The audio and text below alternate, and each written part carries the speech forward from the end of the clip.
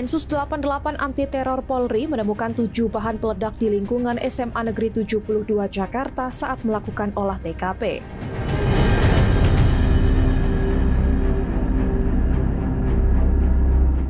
Dari temuan tersebut, 4 peledak diketahui sempat meledak di 2 titik berbeda pada Jumat 7 November 2025.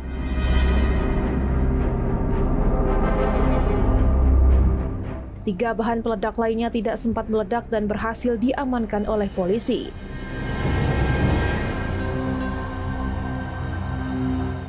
Jenis peledak sudah diketahui, namun detailnya belum dipublikasikan dan masih menunggu informasi dari Brimob Gegana dan Polda Metro Jaya.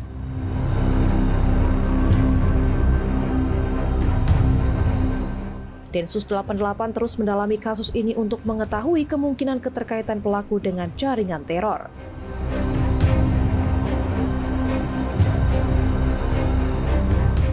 Penelusuran juga dilakukan melalui aktivitas media sosial pelaku untuk melihat apakah ada hubungan dengan kelompok atau komunitas tertentu.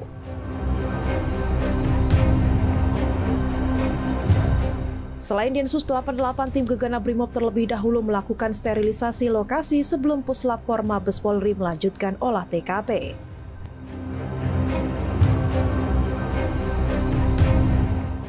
Polisi juga memperhatikan aspek perlindungan anak karena baik korban maupun terduga pelaku masih berstatus pelajar.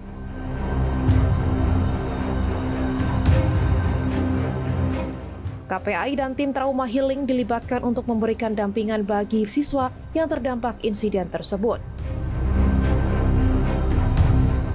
Tadi kami KPAI melihat ke TKP, ke lokasi kami cek tempat kejadian dan ternyata sudah ada beberapa perubahan. Ada 2 titik di lokasi ya, baik di musola dan juga di 1 titik di belakang dekat bank sampah. Nah, hari ini kami melihat sudah polis van sudah dilepas, kemudian juga kondisi di musola sudah berubah ya, karena ini juga menghilangkan trauma anak.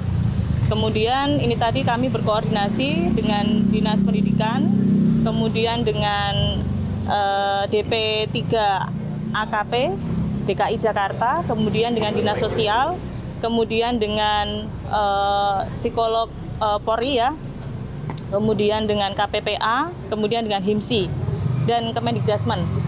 Nah, untuk hasil dari kegiatan koordinasi masih berlangsung, tetapi kami pastikan bahwa kami berfokus pada anak-anak yang menjadi korban.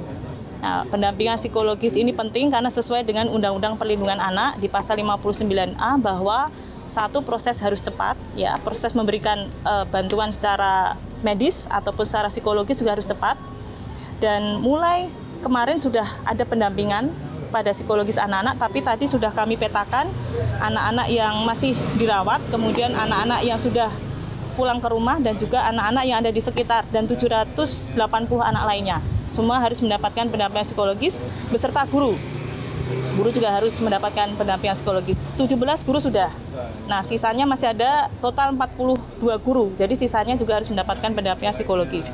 Kemudian yang kedua, untuk pembelajaran dipastikan bahwa besok pembelajarannya secara online. Biar anak-anak bisa menghilangkan trauma terlebih dahulu dan proses hukum di sini, misalnya sterilisasi dan lain sebagainya, tetap berlangsung. Sehingga anak-anak dalam kegiatan belajar mengajar juga nanti didampingi oleh psikolog.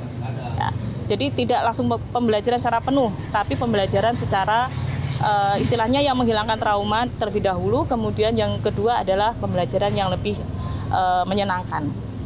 Kemudian sampai kapan kita masih masuk emergensi, mungkin sampai 3 hari, 4 hari, kemudian nanti kita evaluasi. Nah, hari kapan anak-anak bisa belajar kembali ke sekolah, kita melihat proses hukum dan juga proses nanti anak-anak sudah siap apa belum. Jadi semuanya nanti diturunkan, kalau total berapa psikolog banyak sekali. Dan ini menjadi sebuah keprihatinan kita bahwa kejadian terjadi di sekolah, kemudian sedang pembelajaran dan ada anak sebagai korban, juga ada anak berkonflik dengan hukum. Atau yang saat ini belum kita tahu ya statusnya, tetapi kan berkonflik dengan hukum. Nah, kemudian apa yang akan dilakukan KPAI? Kami melakukan pengawasan karena jelas ini tupoksi kami seperti hari ini, kami melihat langsung dan memastikan negara hadir.